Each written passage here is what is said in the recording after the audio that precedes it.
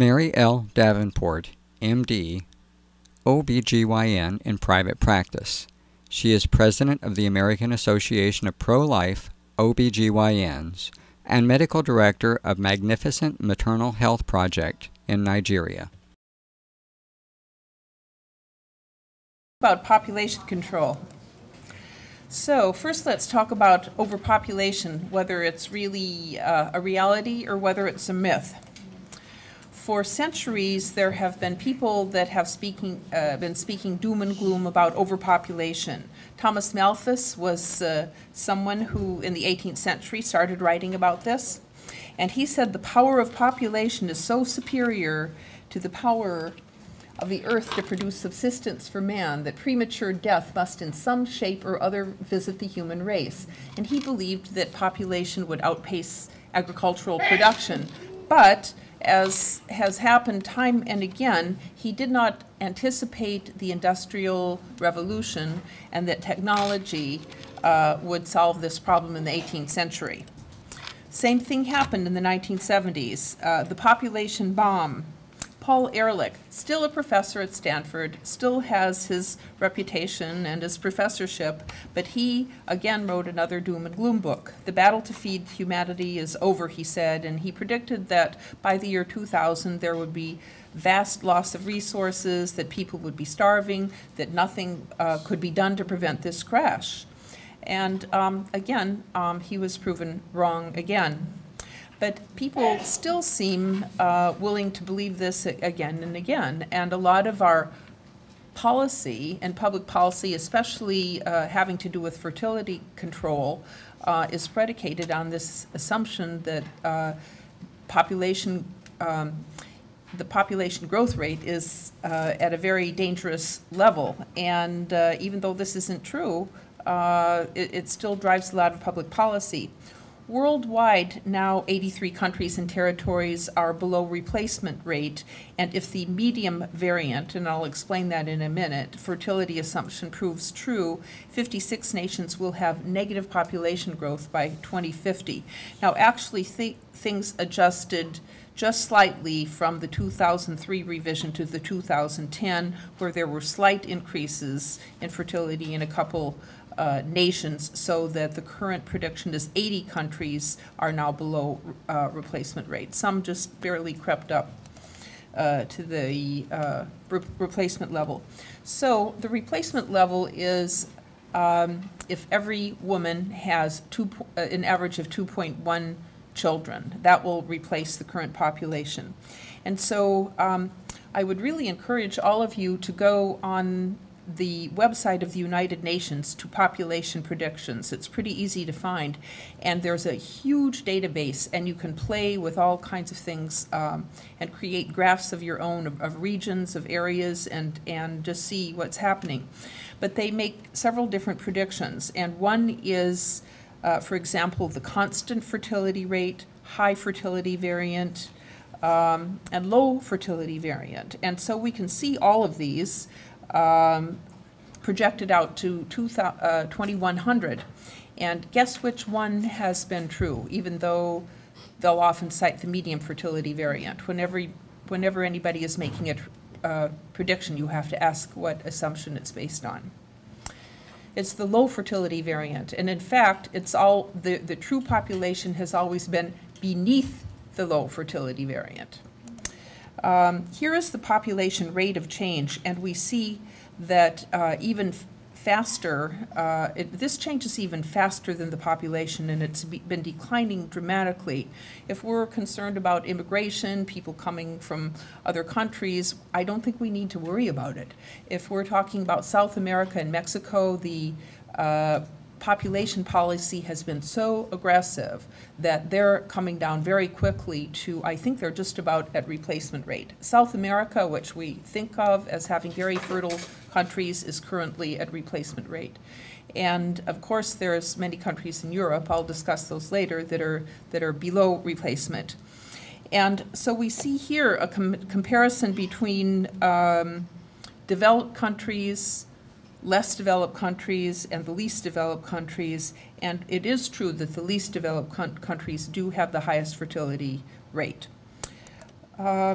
This is another way of expressing fertility rates in nations, of the percentage or the composition of countries and their fertility rates, and we see there's an incredible declining trend. I think there are 190 countries that the United Nations tabulates statistics for, and we see the number that are getting beneath replacement or at replacement keeps growing and growing and growing, and this trend is predicted to continue. This is another way of expressing population, and this has to do with the total predicted population, and we see that the countries that have the lowest fertility rates will comprise more and more of the human population as time goes on, as the century goes on.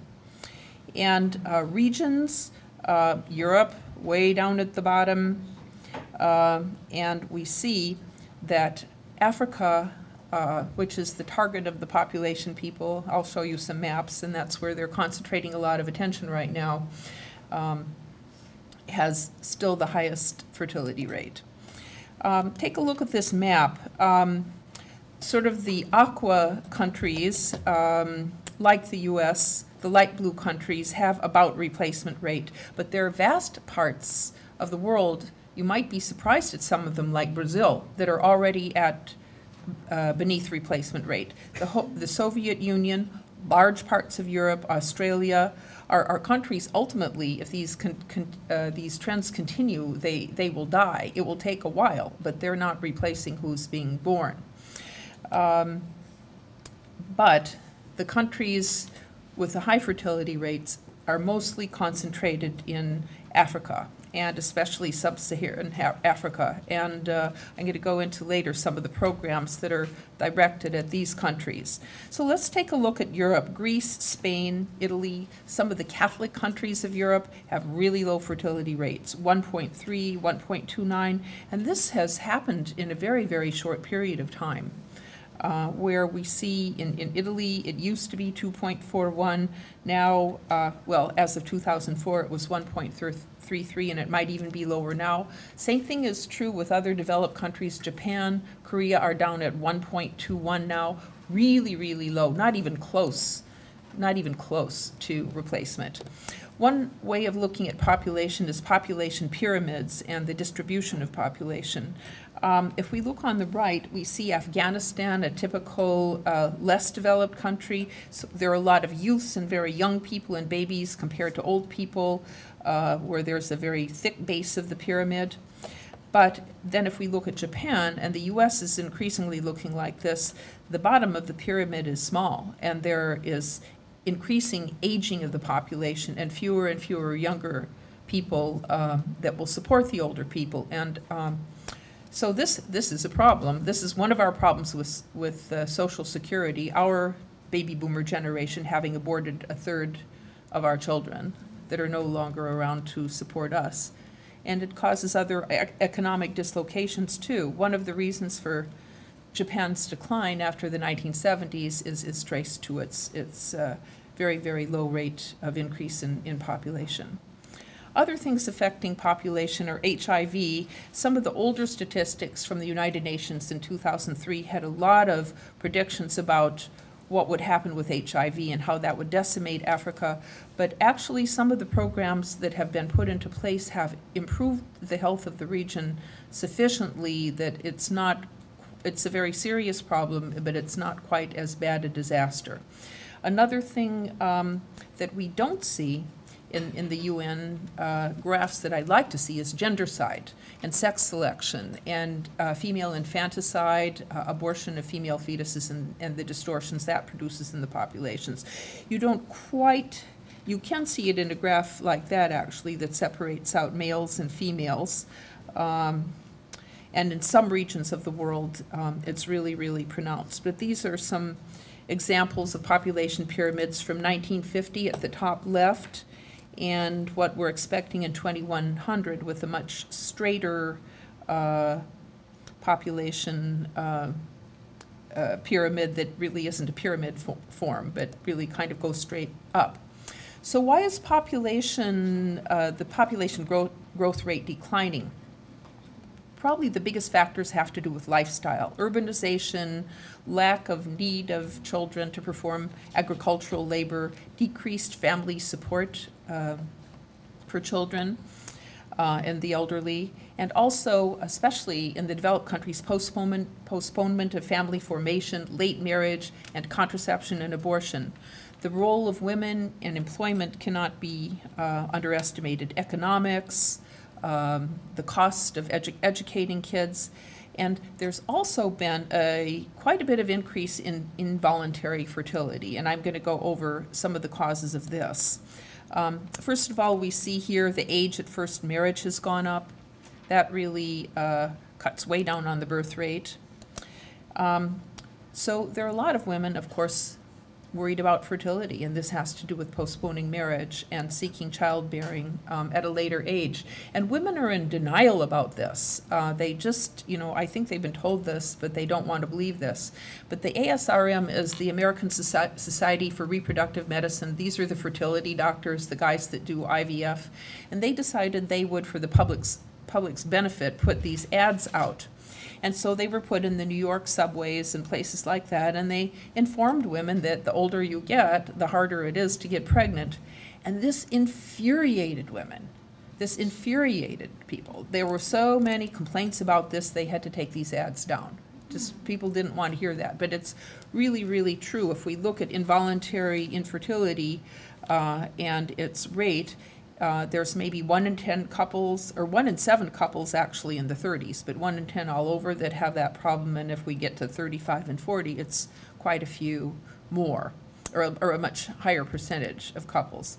So sexually transmitted diseases produce infertility in women, particularly with blocked fallopian tubes. And obesity is a factor. Anybody who's worked in OBGYN knows that there's a really big difference from now than there was 15 years ago. And some of the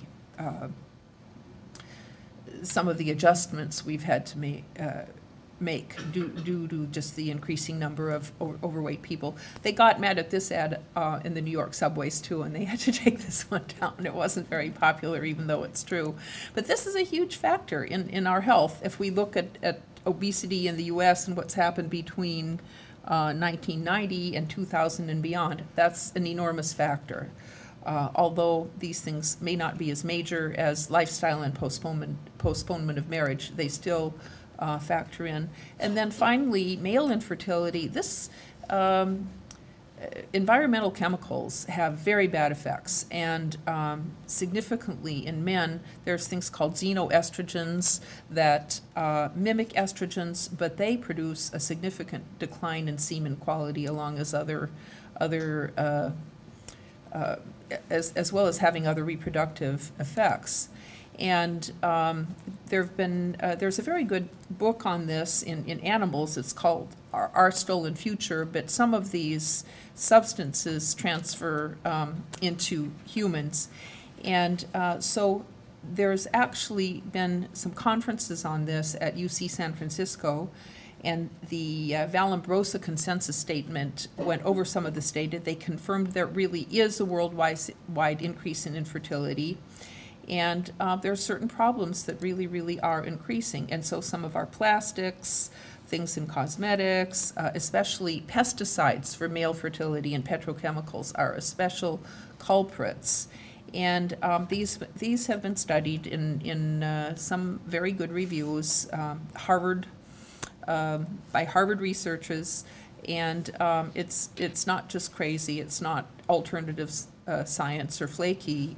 It's really a real thing that really bears some of this. So this is having some effect on fertility, although not as big as some of the other factors. Again, this has to do with infertility in men having to do with their geographical distance from certain pesticides, and there's a direct relationship. And this just shows that some of the environmental chemicals can have an effect on male fertility even at teeny doses. In the top curve, we see a dose-response curve, and so you assume with that there's a safe threshold of a chemical, and beneath that level, it won't cause infertility. Well, in some of these environmental chemicals and xenoestrogens, they have what's called a non-monotonic dose response curve. So that means even the slightest amount can have a profound effect, especially if it's in embryonic life. So talking about the other factors in population decline, beyond the biology, there's ideology. So concerns about population growth, but also feminine has had an enormous effect. We see over the last 20, 30 years denigration of family life, alternative family structures, denigration of motherhood, especially in the first wave of feminism, and the quest for total fertility control. And so part of this, in I would say, in the more extreme feminist ideologies, would be the idea of self-abortion as a really desirable goal in fertility control for a woman, where she would have total control of her body. And some of this came out of the women's self-help movement in the 1960s. Now, there were really good things that came out of this, because I think giving birth for a certain period of time in American history wasn't that great in the 1940s and 1950s. So the birth book produced, this was very popular in the 1960s, and it expounded on a more natural attitude toward childbirth. But at the same time, the first books about self-abortion came out. And I don't know if anybody remembers some of this stuff, but there were feminist self-help clinics in the 1960s, some of which are still around. And women were taught to look at each other's cervixes and even do very, very early abortions or menstrual extractions, even as lay people. And that was later condemned, because introducing a foreign object into the cervix isn't a good idea. But the idea of self-abortion really, really persisted, and so there has been a quest on the number of on the part of a number of people for an abortion pill, and that was an idea that people have had and a desire for really quite a long time. So, who are the major participants in population control in the world? Well, there are the supranational organizations like the United Nations and the World Bank, and we cannot underestimate the role they play, and I'll show you some of the things that they do. There are national and regional organizations, USAID, the European Union, the African Union. One really important thing as Americans is the Mexico City policy. This is something that goes back and forth with the change in administrations. And what the Mexico City policy is in our foreign aid, if the Mexico City policy is in place, we will not give money to any organizations that perform or encourage abortions. And so as soon as a Republican president comes into office, the first thing they do at the end of January is put into place the Mexico City policy again. And then when a Democratic president gets elected, the first thing they do is take away the Mexico City policy. And this has happened maybe over the last 20 years with a change in administrations. Also incredibly important are the NGOs, non-governmental organizations, and there's enormous money to be made in this fertility control business in the world.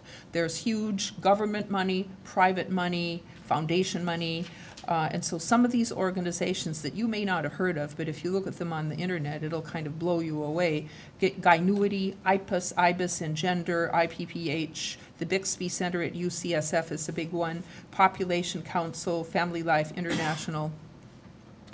And some of these, they're somewhat funded by the government. Also, people like Bill Gates, who says he doesn't fund abortions, but he funds these organizations and some of the things that they do. And wealthy donors, billionaires. These are some of the international and regional organizations, and they've become increasingly important in setting policy. And so these organizations sometimes donate money to poorer countries, and they will put pressure on other countries to change their laws. Now, the United Nations, there is no right to abortion anywhere in international law. It's not in any real policy of the United Nations, but there are certain committees within the United Nations that do believe there is. There's something called CEDAW, C-E-D-A-W, which stands for the Committee to End All Forms of Discrimination Against Women. And so this committee takes it upon itself to criticize, harp on, threaten other countries and the ones who have strict abortion laws. So we can't underestimate their effect. Colombia legalized abortion under pressure from CEDAW, even though they don't really have the power to do that, but they were somehow intimidated into doing that. And they do things like, I think they're threatening Costa Rica because Costa Rica doesn't, or is it Nicaragua? Nicaragua doesn't allow IVF. But they're pressuring Central American countries to have, quote, the full range of reproductive services available to everybody. So at any rate, these organizations have become more and more powerful. In the African Union, there's confusion about different individuals' countries' constitutions. And the African Union has some very pro-abortion statutes, even though the individual countries don't. But there's confusion between these different levels of government and what's actually permissible or not. Within the UN, there's different parts of the UN that are doing different things. The UN Population Information Network is maybe the most neutral, although they're somewhat influenced by some of the trends, but they try to produce fairly clean data about what's happening in the world. The most pro-growth parts of the UN and least affected by a population control ideology are the UN Economic and Social Council. And they're very concerned about aging populations. They're concerned about the low birth rate and its effect on economic growth. And so they'll have conferences on the decline of population in European countries, whereas somewhere else in the UN, they will actively seek aggressive population control.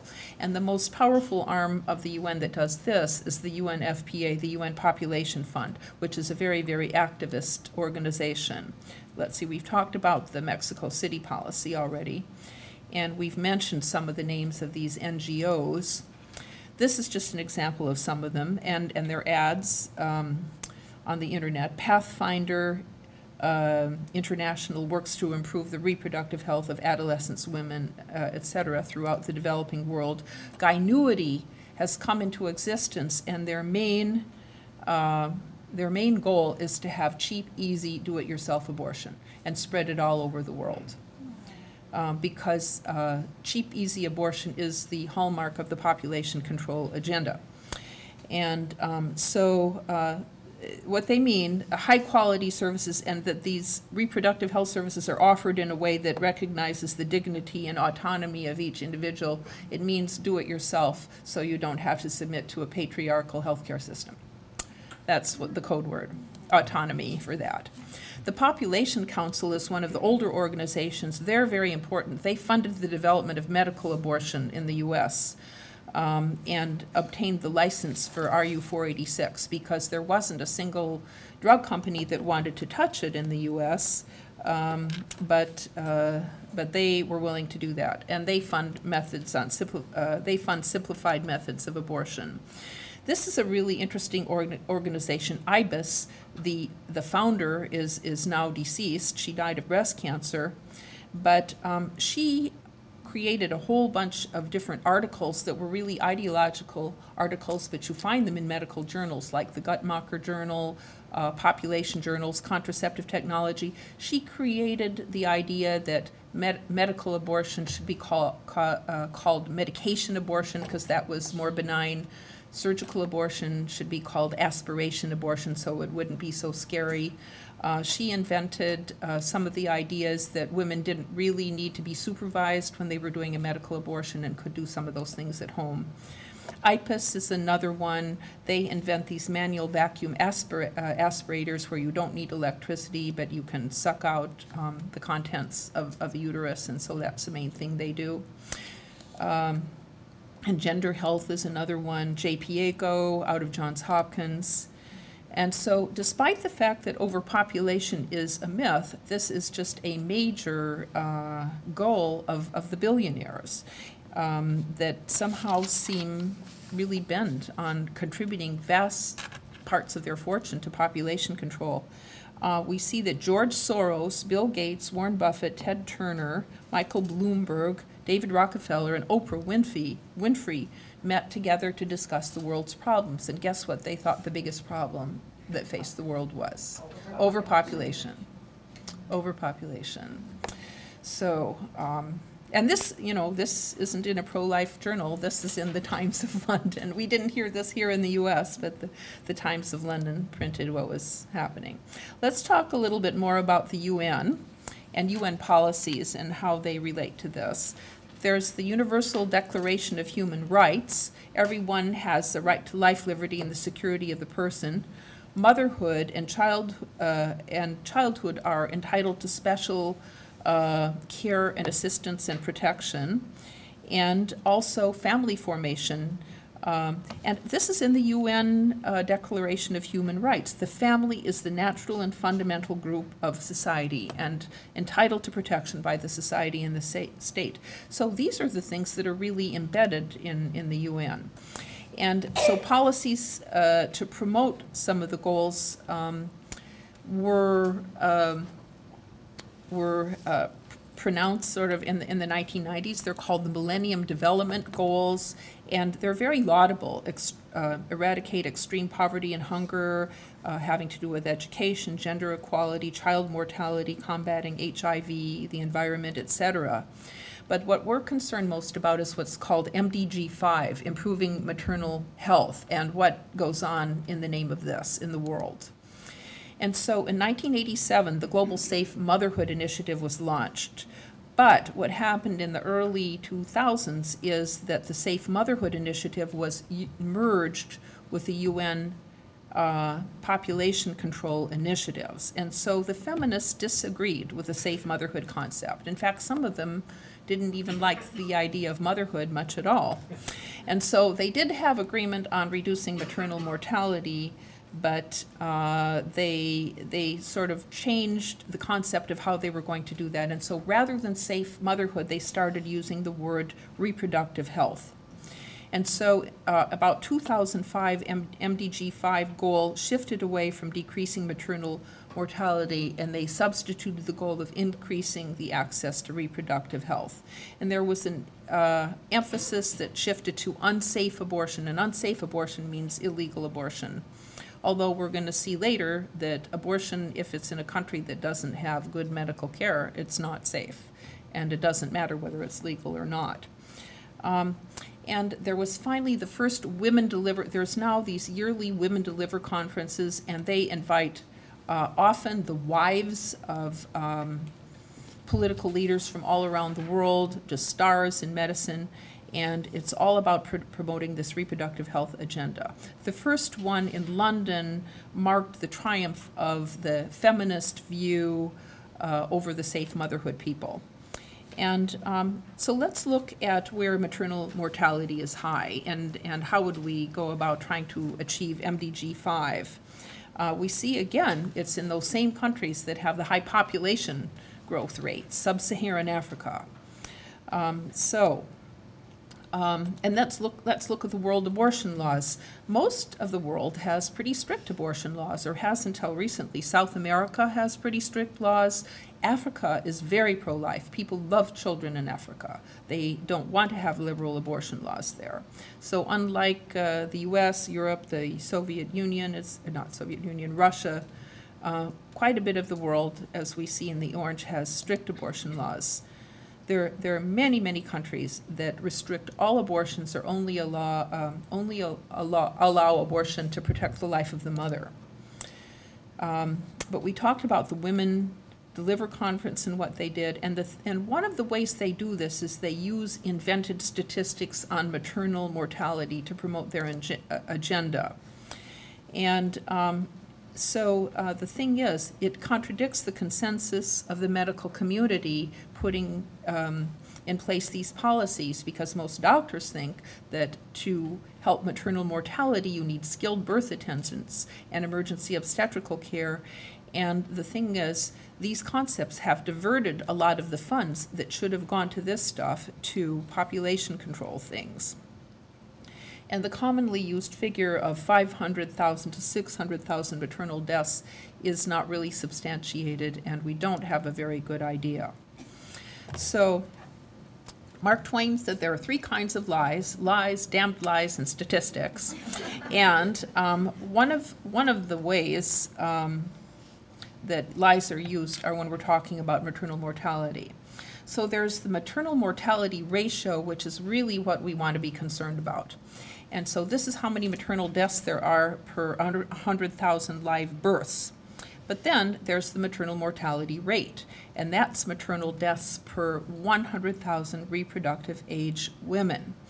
So they're really, really different. And so basically what the reproductive health agenda does is try to prevent women from being mothers. So if they don't have births, they won't get pregnant, and then they won't have pregnancies, and therefore the percentage of them that die in pregnancy will be lower. And actually, some people were taken in by this. In the New York Times, Nicholas Kristof wrote an article about what a wonderful strategy he thought this was, that just using abortion and birth control could prevent maternal mortality. But I mean, it doesn't. It's not giving blood to women who hemorrhage in labor. It's not giving antibiotics to those who die of infections. It's not giving cesarean sections to those who have obstructed labors. It's just preventing women from being mothers. And one analogy that you could use is, how can we prevent auto accidents? We could, don't have cars. If we didn't have cars, we wouldn't have as many auto accidents. Okay. So like we said, we could have abortion, a very heavy-duty birth control policy, or we could prevent maternal mortality by making childbearing safer. And one of the things is exaggeration of how many deaths are due to quote-unquote unsafe abortion. But if we actually look in Kenya, for example, these are causes of maternal death, and we look at why do mothers die. Hemorrhage is a big one. Infection is a big one. The other causes, a big one of that is obstructed labor. Infection is a large cause. One thing we don't die of here in the U.S. is eclampsia and hypertensive disorders, but that still happens in Africa. But abortion is just 4% of the causes of maternal death in Kenya. And these are statistics that are actually really UN statistics that were published in The Lancet.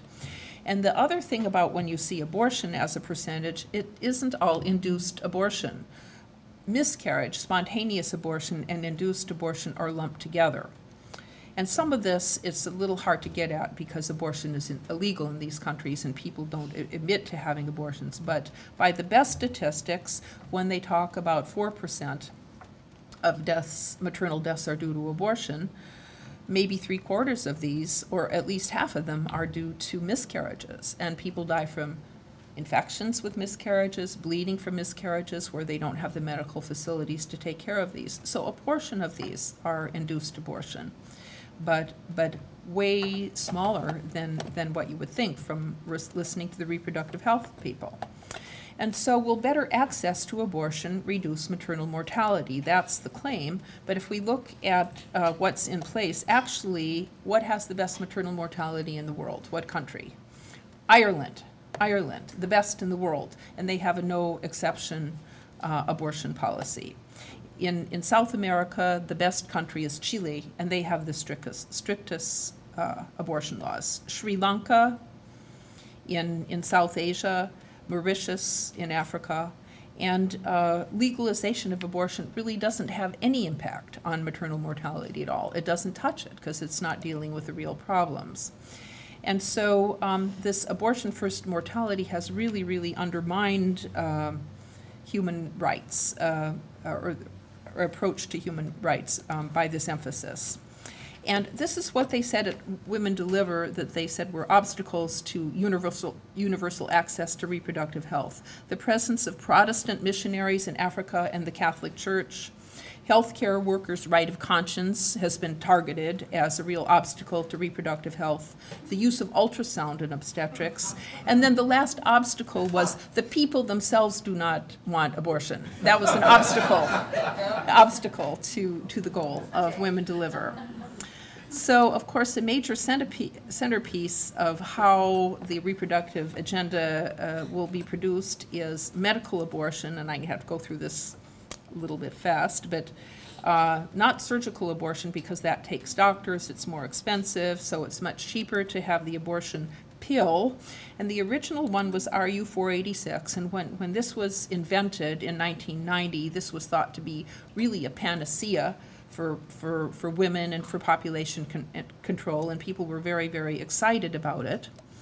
And so it was developed in Europe. It didn't by itself produce enough abortions. It has to be used by a second drug, a prostaglandin. After the baby is killed by the RU-486, the second drug, prostaglandin, makes the pregnancy be expelled.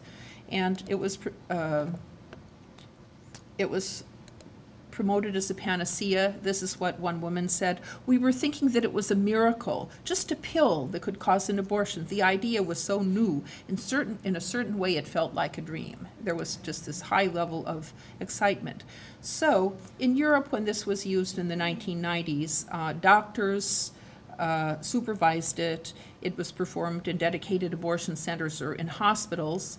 The woman would take the RU-486 and then 2 days later take the prostaglandin and usually stay around some kind of facility until she expelled the pregnancy. And so with that kind of regimen and track record, they had a pretty good safety record, and there was maybe only one woman that died in that whole period, although it has come out later that more did. But then when this was legalized in the U.S., all of a sudden, within a couple years of its legalization, there were 5 women who died, and 4 of them in California. One of them is Holly Patterson from Northern California, and there were 2 others in Southern California. One was a lawyer, actually 3 in Southern California. A lawyer, one was a Vietnamese immigrant woman who was a teacher, went to Las Vegas with her friends gambling, and died, was unrousable during sleep, and she had just had an abortion earlier that day, and they had no idea what happened. And later on, when they found these other deaths, they exhumed her body and found that she died of clostridia, but they had no idea why she died at the time when that happened. And part of why these deaths occurred was loose protocols. The original protocols under which abortion was approved in the U.S. Had to do, they mimicked the European protocols that were safer and with many safeguards. But there was this very radical organization called Abortion Rights Mobilization, and there were actually secret trials of RU-486. And the drug was supplied by Merck. And this was actually legal because Merck didn't intend to market it, but it could make RU-486 and give it to these different institutions. And so they had other trials where they gave the prostaglandin at home. The women didn't follow up. They used it in the vagina. They did all these different things that made it simpler and easier, and they decided that was safe enough. And this is sort of what did in some of these women, this unsupervised medical abortion. So the main thing is it moved abortion care away from gynecologists. It eliminated office visits for the mesoprostal insertion, and abortion became a home procedure, and it replaced clinic visits with phone calls and written materials, and the studies stressed low cost, simplicity, and privacy. And this process was in place well before the RU-486 was approved by the FDA. This is just an example of one of the articles of the promotion of kind of really the dumbing down of abortion. But the tricky thing, one of the fathers of one of the women who died said, well, the side effects of misoprostol may be similar to the initial symptoms of toxic shock syndrome associated with C-Sordelli, and that's a real issue where a young woman has to figure that she's out beyond the adverse events. But nonetheless, despite this, because of its cheapness and simplicity, medical abortion has been increasing as a percentage of abortions and is now well over 50% in some European countries. But we know by a very good study from Finland that medical abortion has 4 times the complication rate of surgical abortion for early abortion. And it's mostly hemorrhage, requiring transfusions, and needing a DNC because there's an incomplete abortion. And then the newest thing is to skip the RU486 and just do the misoprostol. And this drug is used as an ulcer drug. And there was a whole seminar on this as an emerging technology for women's health, because misoprostol actually has legitimate uses. It causes contractions of the uterus, so it can be used to induce labor. It can be used to expel a dead pregnancy with a miscarriage. It can be used for postpartum hemorrhage. And of course, it can be used for abortion. And they discovered this because it was used illegally in Brazil. And they got the idea that, let's have a conference on this and promote using misoprostol alone. And part of this is because in all of these very pro-life countries in the world, you're not going to get mifepristone or RU486 approved. There's a few more countries after 2002 that's approved in, but not very many, whereas misoprostol is approved all around the world. And so there, if you look online, there are just dozens and dozens of trials of misoprostol abortion and medical abortion in the world. And the big one was this one that was in 11 teaching hospitals in Armenia, Georgia, Cuba, India, Mongolia, and Vietnam, funded by World Health Organization, the UNFPA, and the World Bank. Can you imagine, I mean, the amount of money going into this and all these organizations to do this? This is misoprostol alone. Okay, just cheap stuff you can get for 25 cents a pill. And it's not as good. With RU486 abortion, you get maybe 90% expulsion. With this one, you get 82%. So there's a lot more incomplete abortions, but this is what's being pushed on the world. And the thing is, it's already in the countries, and there's different strategies now for getting these people. Malcolm Potts, who's one of the big abortion people in the U.S., in the world, is getting it into all countries in the world through just little markets, marketing women. In most countries, they don't restrict pharmaceuticals except for narcotics, so you can just, anybody can go and buy misoprostol, basically, if it's registered and gotten it into a country. So he's made it his goal to, in Africa, get it in the countries where it's not, so that somebody can just go down to the corner market and pick it up. And so this is what's done in a lot of South American countries now for abortion, where it's illegal, but people will pick this drug up and use it. The University of Mexico School of Medicine we see here, Quetzalcoatl, the Aztec human sacrifice god there, but they're doing research on this. Now Mexico, in Mexico, abortion has become legal in the Distrito Federal at Mexico City, but it's illegal in the rest of Mexico. But there's this constant struggle in Mexico to try to legalize it in other places. And so here in Uruguay, there's medical people that have pre-abortion clinics and post-abortion clinics, but the women abort themselves. People can just walk into a pharmacy and pick up the misoprostol. In the Caribbean, if it's too expensive to go to an abortionist, a woman will just buy the misoprostol herself and abort herself and then go into a public hospital and pretend she's having a miscarriage. Here, there are pro-abortion hotlines in South America, and women can call and find out how to use it. So, I mean, that's sort of what's happening on a worldwide scale, whether it's legally in clinics, and this is what is being promoted for Africa. And even in birth kits, putting misoprostol pills. So is there hope with all of this? There is some. Now, can public policy significantly reverse population decline, even in the face of all of this? The answer is no. There are lots of countries that have tried giving bonuses of thousands of dollars for the second, third, and fourth child, and it doesn't work. It doesn't work. It'll maybe raise population by that much, but it hasn't worked. This is this very odd thing that happened in Russia. This is a Russian youth camp, but I'm there, I think, now limiting abortion just to the first trimester. I don't know whether that's happened or not, but they're intending to, after having the most liberal abortion laws in the world, or one of them. And they're so worried about the dying of Russia that they had a patriotic youth camp, and what that white tent was for boys and girls, teenagers, to go and to have sex and produce more Russians. Can you believe that they did this at a youth camp? I mean, that's how crazy things have become, but that's how concerned. And we know that the thing that makes people want to have families is much deeper, and it has to do with their values and their love of God, and really believing in the sacredness of the marital bond and wanting to have kids. And so that's very hard to reverse materialism, feminism, and all those trends when they've had such a hold on society. But some of the hopeful things are, there are many new pro-life organizations, awards for pro-life work that's been successful.